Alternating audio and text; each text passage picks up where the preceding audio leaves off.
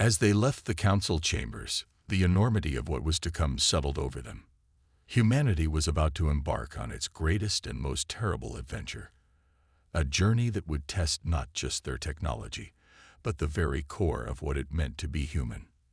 In orbit above Earth, hidden from prying eyes, the colossal form of the Nemesis waited. Its neural networks hummed with artificial intelligence far beyond anything publicly known. Weapon systems capable of destroying entire star systems stood ready, and at its heart, a drive system that could bend the very fabric of space-time. Humanity had been attacked, and a child had died. Now, the sleeping giant had awakened, and the stars themselves would tremble. Earth's response. The massive hangar bay of the Nemesis buzzed with activity as crew members and technicians rushed to prepare for launch. Admiral Elena Vasquez strode through the organized chaos, her keen eyes taking in every detail. The ship was a marvel of human ingenuity, a fusion of cutting-edge technology and designs that pushed the boundaries of known physics. As she approached the central command hub, Vasquez spotted Dr. Lian Chen hunched over a console, his fingers flying across the holographic interface. "Doctor," she called out, "how are the final calibrations coming along?" Lian looked up, dark circles under his eyes betraying his exhaustion. "We're almost there, Admiral. The quantum entanglement drive is stable, but I'm still fine-tuning the targeting systems for the Nova cannon." Vasquez nodded, placing a supportive hand on his shoulder. "Your work here is invaluable, Lian. I know it's not easy, but it's what Zoe would have wanted." Lian finished, a sad smile crossing his face. She always dreamed of exploring the stars. Now, in a way, she'll be with us on this journey. A commotion near the main airlock drew their attention. Captain Sarah Chen was leading a group of new arrivals, the final additions to the Nemesis crew. Vasquez and Lian made their way over to greet them. "Admiral, Doctor," Sarah said, her voice carrying the crisp tone of a seasoned officer despite the personal tragedy she'd endured. "May I present the last members of our team?" She gestured to a tall, dark-skinned woman with close-cropped hair. "This is Dr. Amara Okafor, our xenobiologist. Her research on exobiology will be crucial in understanding our adversaries." Dr. Okafor nodded respectfully. "It's an honor to be here, Admiral. I only wish it were under better circumstances." Next, Sarah introduced a wiry man with cybernetic implants visible at his temples. "Kai Nakamura, our AI specialist and cyber warfare expert. He'll be interfacing directly with the Nemesis's neural networks." Kai gave a small bow. "The Nemesis is the most advanced AI system humanity has ever created. I look forward to unleashing its full potential." The final member of the group was a young woman with fiery red hair and a determined set to her jaw. "And this is Lieutenant Zora O'Neill, our tactical officer.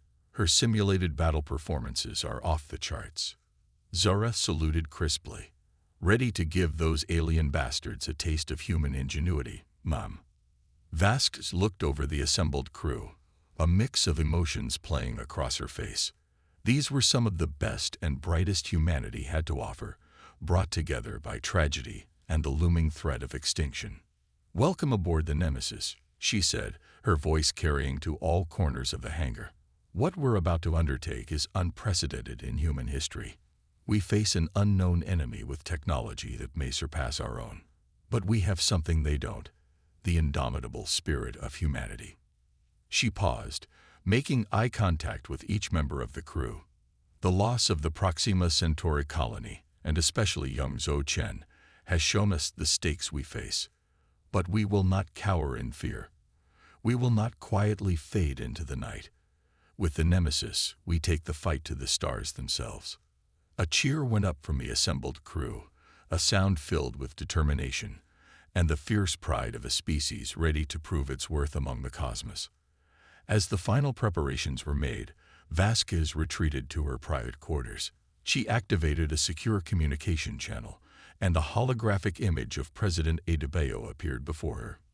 "Is it time, Admiral?" he asked, his expression grave. Vasquez nodded. "We're ready, Mr. President." The Nemesis launches in 1 hour. Adebayo closed his eyes briefly, the weight of the decision evident in the set of his shoulders. The hopes of humanity go with you, Elena. Find out who attacked us, why they did it, and do what needs to be done. Understood, sir. We won't let Earth down. As the communication ended, Vasquez allowed herself a moment of quiet reflection. The responsibility she carried was immense, not just for the crew of the Nemesis, but for the entire human race. Their actions in the coming days and weeks could determine the very future of humanity among the stars. A soft chime interrupted her thoughts, signaling that launch was imminent. Vasquez straightened her uniform and made her way to the bridge. As she entered, the bustle of activity quieted, all eyes turning to her. Sarah Chen, seated at the helm, spoke first.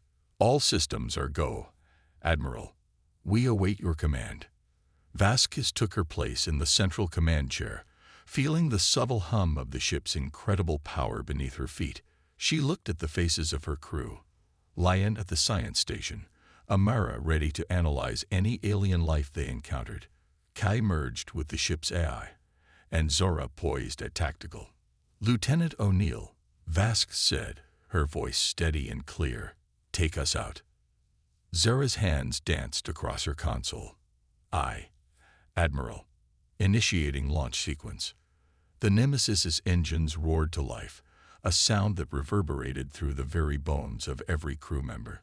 On viewing screens, they watched as Earth grew smaller, the delicate blue marble that was humanity's cradle shrinking against the vast backdrop of space. As they cleared the solar system, Vasquez gave her next order. Engage the quantum entanglement drive. Dr. Chen, let's see what this ship can really do.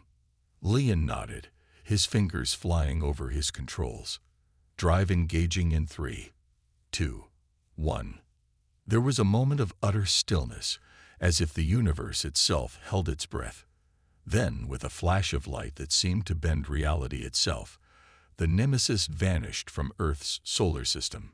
Humanity's greatest warship, carrying the legacy of a fallen child and the hopes of an entire species, surged into the unknown. The hunt for their mysterious attackers had begun, and the galaxy would never be the same. First contact. The Nemesis emerged from quantum space with a flash of exotic particles, its sudden appearance sending ripples through the fabric of reality. On the bridge, the crew blinked away the disorientation that came with faster-than-light travel. Status report. Admiral Vasquez commanded, her voice steady despite the lingering vertigo. Sarah Chen's fingers danced across her console. We've arrived at the coordinates. Admiral, we're on the edge of the Epsilon Eridani system. Dr. Lian Chen frowned at his readings. Admiral, I'm detecting unusual energy signatures. They're similar to the ones recorded during the attack on Proxima Centauri. Vasquez's eyes narrowed. It seems we found our quarry. Lieutenant O'Neill, battle stations. Dr. Okafor, begin your analysis. I want to know everything about these aliens. As klaxons sounded throughout the ship, a tense silence fell over the bridge. Then, Kai Nakamura's augmented voice cut through the quiet. Multiple contacts detected. A fleet of unknown configuration is approaching our position. On the main view screen, a swarm of sleek, crystalline ships appeared. They moved with an otherworldly grace, their formations shifting and realigning with uncanny precision. They're beautiful, Dr. Okafor breathed, her scientific curiosity momentarily overriding the gravity of the situation. Vasquez stood, her posture rigid. Open a channel. All frequencies. Let's see if they're willing to talk before we resort to force. For several tense moments, there was no response. Then, suddenly, a holographic image flickered to life in the center of the bridge. The alien that appeared was unlike anything they had ever seen, a being of swirling energy contained within a vaguely humanoid crystalline structure. Humans, the alien's voice resonated, somehow conveying both curiosity and disdain. You have violated the quarantine zone. Explain your presence. Vasquez stepped forward, her voice firm. I am Admiral Elena Vasquez of Earth. We are here in response to an unprovoked attack on one of our colonies, an attack that resulted in the death of innocent civilians, including children. The alien's form shimmered, its colors shifting to deeper hues. Ah, the Proxima incident, a regrettable necessity. Your species' rapid expansion poses a threat to the cosmic balance. We are the Crystalline Collective, guardians of order in this sector of the galaxy. Lian Chen couldn't contain himself any longer. You murdered my daughter, he shouted, grief and anger breaking through his usual composure. How dare you speak of balance and order? The incident, the Proxima Centauri colony, gleamed like a jewel against the ruddy light of its parent star. Biodomes and sleek structures dotted the landscape, a testament to humanity's first successful extrasolar settlement. Inside one of these domes, 7-year-old Zhou Chen giggled as she chased a butterfly-like creature native to this alien world. Her parents, Dr. Lian Chen and Captain Sarah Chen, watched with pride from a nearby bench. She's adapting so well, Lian remarked, squeezing his wife's hand. Sarah nodded, her eyes never leaving their daughter. It's amazing. Sometimes I forget we're light years from Earth. Their moment of peace shattered as alarms blared throughout the colony. Sarah's comm unit buzzed urgently. Unidentified vessels approaching. All personnel to emergency stations. Lian scooped up Zhou as they rushed towards the nearest shelter. The little girl clutched her father tightly, her eyes wide with fear. Daddy, what's happening? Before Lian could answer, the world around them erupted in chaos. Energy beams lanced down from the sky, slicing through the colony's defenses like paper. Buildings crumbled, and the protective dome began to crack. Sarah's military training kicked in. Move. We need to get to the underground bunker.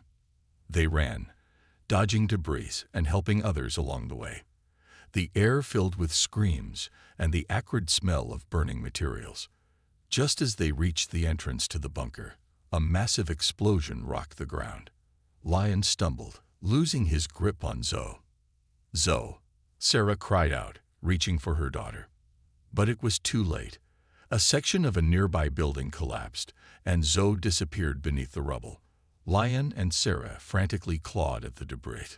Their hands bloodied, but it was futile. Their daughter was gone. As quickly as it began, the attack ceased.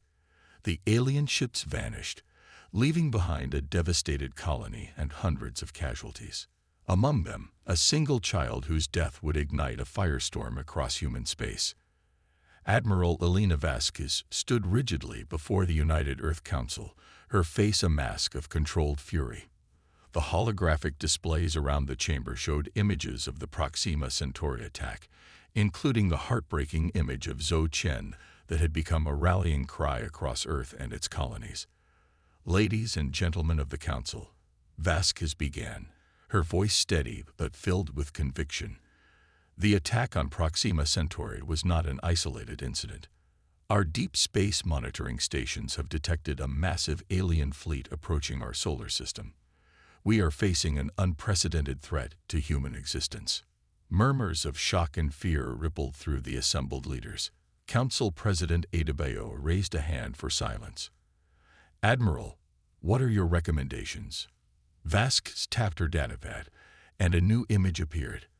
A massive, sleek vessel unlike anything humanity had ever constructed. Project Nemesis, sir. It's time to unveil our ultimate deterrent. Gasps echoed through the chamber. Project Nemesis had been a closely guarded secret, known only to a handful of top military and political leaders. It represented the pinnacle of human technological achievement, a warship of unimaginable power. The loss of young Zhou Chen and the other colonists cannot go unanswered. Vasquez continued. With the Nemesis, we can meet this alien threat head-on and ensure the survival of our species. President Adebayo's eyes narrowed. And the ethical implications of deploying such a weapon, Admiral. Vasquez's jaw tightened. With all due respect, Mr. President, ethics become a luxury when facing extinction. The Nemesis is not just a weapon. It's a symbol of human resilience and our determination to survive. As the council debated, Dr. Lian Chen and Captain Sarah Chen were escorted into the chamber. The couple looked haggard, their eyes haunted by grief. Sarah stepped forward, her voice cracking with emotion. "Our daughter's life was taken in an act of unprovoked aggression," she said. "We cannot let her death, or the deaths of any of our people, be in vain. We must act." Lian nodded, adding, "As a scientist, I've always believed in peaceful coexistence and the pursuit of knowledge. But this attack has shown us that not all species share these values. We need to defend ourselves." Their words seemed to galvanize the council. President Adebayo stood, his decision made. "Very well. Admiral Vasquez, you have authorization to deploy the Nemesis. Assemble your crew and prepare for launch. May God have mercy on us all." As the meeting adjourned, Vasquez approached the Chens. "I'm sorry for your loss," she said softly. "Would you be willing to join the Nemesis crew? We could use your expertise, and—" she hesitated, "it might offer a chance for closure." Sarah and Lian exchanged a look, years of shared understanding passing between them. Sarah spoke for both of them. "We're in, Admiral. For Zoe, and for humanity." The alien's attention shifted to Lian, its form pulsing with what might have been curiosity. "The loss of offspring is unfortunate, but you must understand, the needs of the many outweigh the needs of the few. Your species' potential for chaos is too great." Vasquez raised a hand, silencing Lian's retort. "You speak of balance, yet you attack those who have done you no harm. We came seeking justice, but I'm willing to listen. Explain yourselves." The alien's form expanded, filling more of the holographic space. "Very well. Eons ago, our kind achieved perfection. We spread through the stars, bringing order to the chaos of the cosmos. But we encountered other races, volatile, unpredictable species that brought only destruction. We vowed to prevent such catastrophes from occurring again." Dr. Okafor stepped forward, her scientific mind racing. "So you quarantine species you deem dangerous. Based on what criteria?" "Potential," the alien replied. "We observe, we calculate, we predict. Your humanity has great potential. For creation, yes, but also for unimaginable devastation. The attack on your colony was a warning, a demonstration of the consequences should you continue to expand unchecked." Vasquez's jaw clenched. "You have no right to decide our fate. We are not children to be corralled and punished. We are a sovereign species, and we will defend ourselves." The alien's form pulsed more rapidly. "Your very presence here, in a warship of unprecedented power, proves our point. You are dangerous, unpredictable. We cannot allow you to threaten the stability we have worked so hard to achieve." As if on cue, the alien fleet began to move, forming intricate patterns that seemed to defy the laws of physics. Lieutenant O'Neill's voice was tense. "Admiral, they're charging weapons, a lot of weapons." Vasquez's mind raced. They had come seeking justice, possibly revenge, but now faced a species that viewed them as an existential threat to the entire galaxy. The fate of humanity hung in the balance. "Stand by weapons," she ordered, her voice low. "But do not fire unless fired upon." She turned back to the alien hologram. "We did not come here to start a war, but neither will we submit to extinction or imprisonment. Surely there must be a way for our species to coexist." The alien's form stuttered, as if surprised by the suggestion. "Coexistence with a chaotic species such as yours. It is unprecedented." "Then let us set a new precedent," Vasquez pressed. "You call yourselves guardians. Prove it. Guide us, don't destroy us. Help us reach our potential without sacrificing who we are." For a long moment, silence reigned on the bridge. The crew of the Nemesis held their breath, acutely aware that the next few moments could determine the fate of their entire species. Finally, the alien spoke. "Your proposal is intriguing. It goes against millennia of protocol. And yet perhaps it is our methods that have become imbalanced. We will. Consider your words. The hologram flickered and disappeared. On the view screen, the alien fleet's weapon signatures powered down. Vasquez let out a breath she hadn't realized she'd been holding. Stand down to yellow alert. It seems we've bought ourselves some time. As the tension on the bridge eased slightly, Sarah Chen turned to the Admiral. What now? Vasquez's gaze remained fixed on the alien fleet. Now we negotiate. For our future, for our right to exist. And we show these crystalline beings that humanity is more than the sum of our potential for destruction. She looked around at her crew, at Lion's grief-stricken determination, Amara's scientific curiosity, Kai's cybernetic focus, and Zara's battle readiness. In them, she saw the complexity of humanity, its flaws and its virtues. We came here seeking justice for Zoe, Vasquez said softly. Perhaps the best justice we can offer is to ensure her death leads not to more destruction, but to a new understanding between species. As the Nemesis hung in space, facing down an alien armada, the crew prepared for the most important diplomatic mission in human history. The fate of Earth, and perhaps the galaxy itself, hung in the balance.